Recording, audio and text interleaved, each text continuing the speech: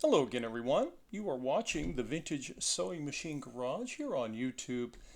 And today I wanted to show you an upgrade or an updating of sorts that I'm making to the power cord that I have. I have a cord with an original Singer Bakelite style plug, and I have inspected the cords. The cords are, I don't think these are the original ones. I think it was rewired in the past. I've inspected it.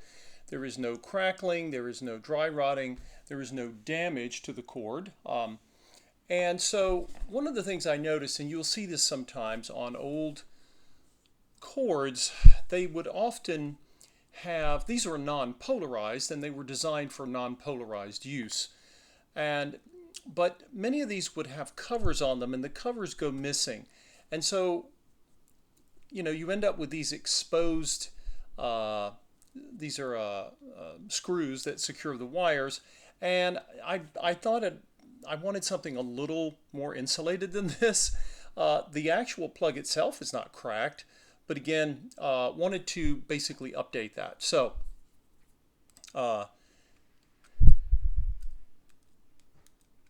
I went to my local hardware. This is Rona, R-O-N-A. It's a hardware sort of a home improvement place, not unlike other chains. And what I'm doing here is I'm going to loosen the wires because they're wound around these screws, and I'm actually probably going to save the screws if I can get them out of there. They're nice brass screws.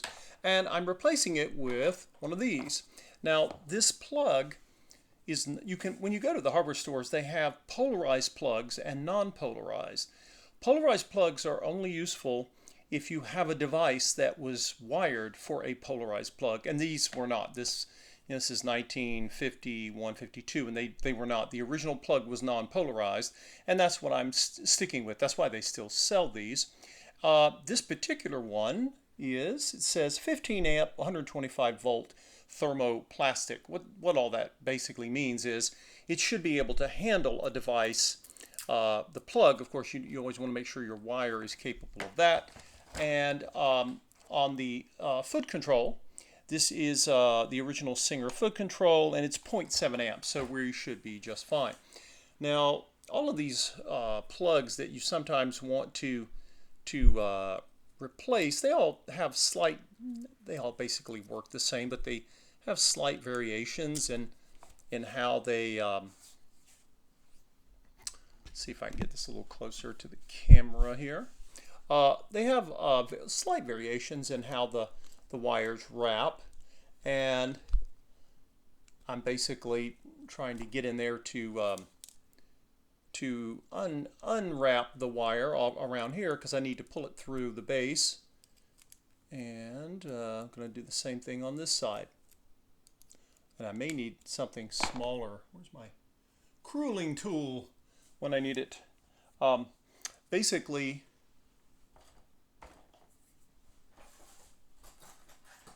I'll find another tool here. Basically, I'm going to get these wires out from around the screw that they are wrapped around. And I'm basically going to be rewrapping with the new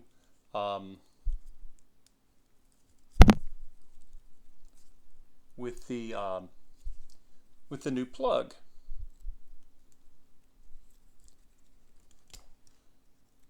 Okay, I've got that out. This one is still not wanting to cooperate.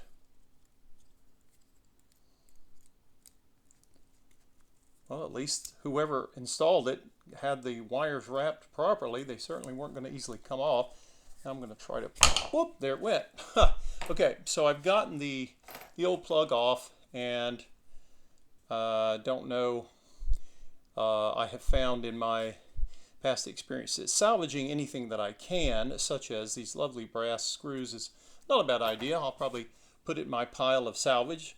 Now I'm going to take, by the way, when you're doing something like this with wires, you want to make sure that your hands are clean. So either wash them at the sink, or you can even wipe them off with isopropyl alcohol to make sure there's no oil or grease that you're getting on the wires. That would be a good idea.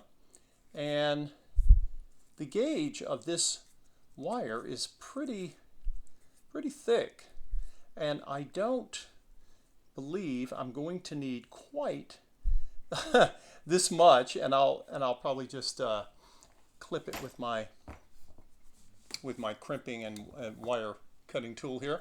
So now I'm going to open up the new plug, and it uses a it will take a Phillips, might be designed to take both a flathead and a Phillips, but let's see. Some of these are, I believe this one is.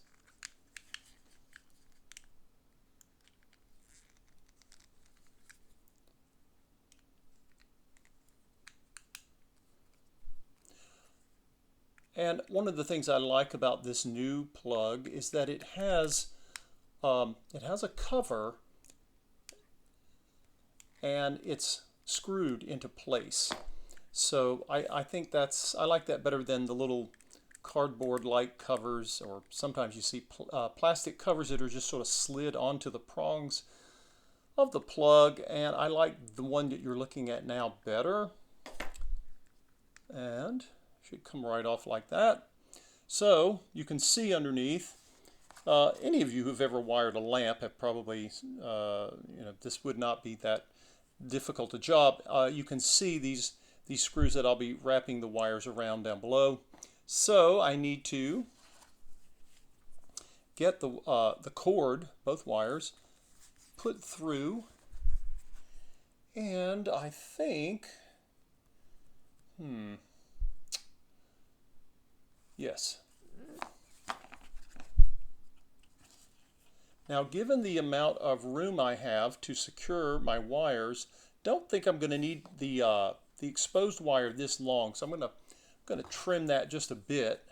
I've used this type of plug before, and so I do need enough exposed wire to make sure I can wrap it around properly. You don't want to come way down here and have like a stub of wire. You want enough that will at least wrap around. I'm going to take about 1/4 of an inch off of whatever this is.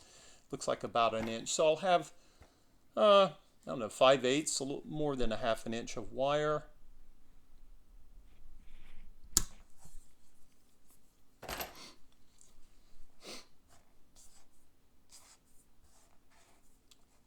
Good idea to get that wire that I cut off out of the way. I don't want it getting into anything. Okay, so you basically are going to have 2 wires to your cord, and I'm basically going to come over here. Make sure, yeah, these are both of my screws here are my screws, my wires, my bolts, whatever we're going to call it, are already set up for me to work on them. And what I'm going to, oh hello, one of my little screws here fell out, but that's okay. I can put that back. I'm not worried about those. And I'll just take the one on the left here first. And if you look closely, you'll see there's a little opening right here, a little indentation. If you notice that right there. And that's where I'm going to take my wire and sort of plant it as a sort of a starting place.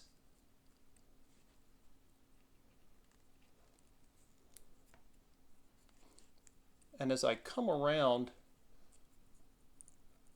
and don't worry if you've cut off too much of the wire, like you saw me doing. I don't think I cut off too much, but if you do, you can always go back and remove more of the wire coating with a pair of wire crimp tool like I have that I use to cut the wire with. Because this cord is much longer. The old one had to be, I had to get rid of it. It was, this is the original cord that was on this machine, and I made the decision on this particular one. This is on the Singer 2-1 Centennial. I am going to be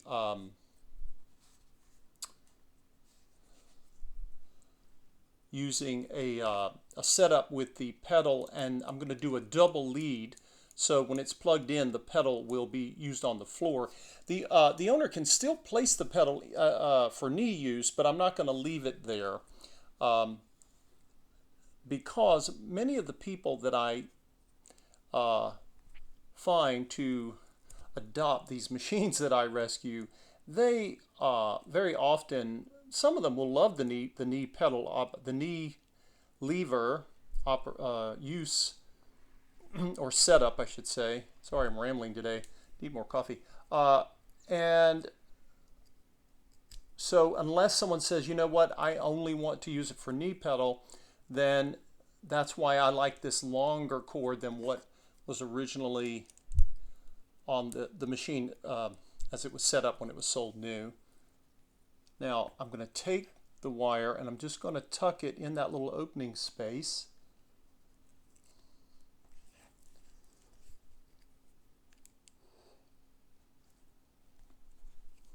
And that will keep the wire hopefully within a good range of, let's get back in front of the camera there. And as I'm tightening this screw, I'm watching to make sure that, you know, if the wire starts to get a little squirrely and want to move away from the screw, that I can just push it back in as I tighten the screw down.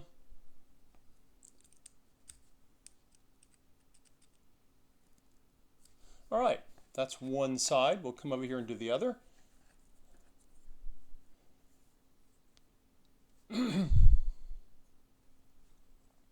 So what I find is that when I'm starting this, I basically get my exposed wire wrapped around this brass screw, and then once I get it started, I'll end up seating the wire behind that little gap area. That's the way I have found it most useful for me anyway in getting this connected. You may have a better method. If you do, feel free to share it there. There we go. And again, just pushing that wire, you know, it'll want to kind of spread out, so I just push it back.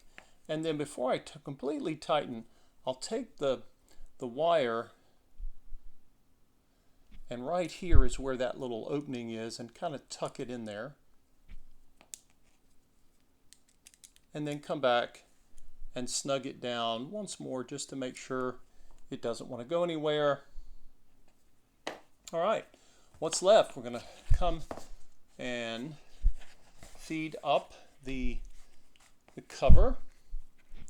Now the cover, of course, these two silver, I guess they're nickel plated screws, they line up with these openings. There's two hole spots for them. So, you know, if you put it down like this, it's not going to go in. You want to turn it. It only goes in like if you're putting it here and it fights you. You've got to get it lined up with those openings for the screws. So if it's fighting you, you're getting frustrated. That's because it's just waiting for you. I often tell people who get machines from me that, especially people who've never used a vintage machine, but they're very interested in one, and they're used to modern machines with you know, they have beeps and codes that they'll issue, and they'll make all kinds of noises and announcements when you're not doing something properly. And I always tell people that, I think for my final snugging here, make sure I can get that screwdriver in there, that with a vintage machine, you have to listen to them. They do speak to you, but they don't do it with codes or beeps. They speak to you in terms of they do not want to work for you until you have set them up properly. And so if you ever have a vintage machine, you don't need to give up. Just keep trying, and then you go online and you come to places like this channel and other places online to, you know, there are groups online of people who restore machines, and you can get information on how to fix them. So there we go. I have applied a new plug. I like this plug. It has, I believe this is real brass, which is hard to find these days, but I like it. And these were not particularly expensive, several dollars, Canadian dollars. So, to me, that's worthwhile to do. And again, you can also replace the entire cord. And I have replacement cords for singers, but this one is in fantastic shape, so I'm not going to toss it. There's nothing wrong with it. You always want to inspect the cords, obviously, before you use them. So there we go. That is a very simple, but I think useful and wise update. And again, you can still purchase non-polarized plugs because for a device that was not wired for polarization, it's polarizing plug doesn't, it's not really a thing, and you can still use these in a non-polarized prongs will still go into even a polarized outlet. That was a mouthful. Anyway, I hope this was helpful, and we're moving forward here. Going to be setting up the 201 Centennial to see what it is willing to do in terms of sewing a stitch. Whew. They say, what's the old saying, miles to go before I sleep. So hopefully we don't have too many miles left here. And this lovely 201 Centennial, which had been basically abandoned by its owner, they listed it for sale. I had to pay for it. But they had given up trying to fix it because they had gotten a new cord, but they got the wrong cord and it wasn't a dual lead, and they didn't understand. They ended up with essentially, they ended up with exposed wires, and they weren't sure what to do with it. And they were honest. Not everyone tells you, but they told me. They were very nice folks, and they told me, hey, it needs fixing. And I said, well, that's, I want to rescue these machines. And so let me know if what your experience has been when you've had to deal with old cords, dry rotted cords that are long past their prime, and how you go to fix them. You can, again, as I said, you can get brand new replacements for Singer cords, but this was an example where, basically I just needed a plug. So there we go. For those of you who have not subscribe to the channel, please consider doing so. You just click on the subscribe button there. And if you would like to donate and help my efforts to save more of these machines, just click on the Buy Me a Coffee link. It takes you straight to my Buy Me a Coffee page, and you can donate at whatever level you would like to help support my efforts to save more of these machines and get them here on the channel so you guys can take a look. And who knows, maybe it'll be a machine exactly like the one you have. You never know. Take care, everyone.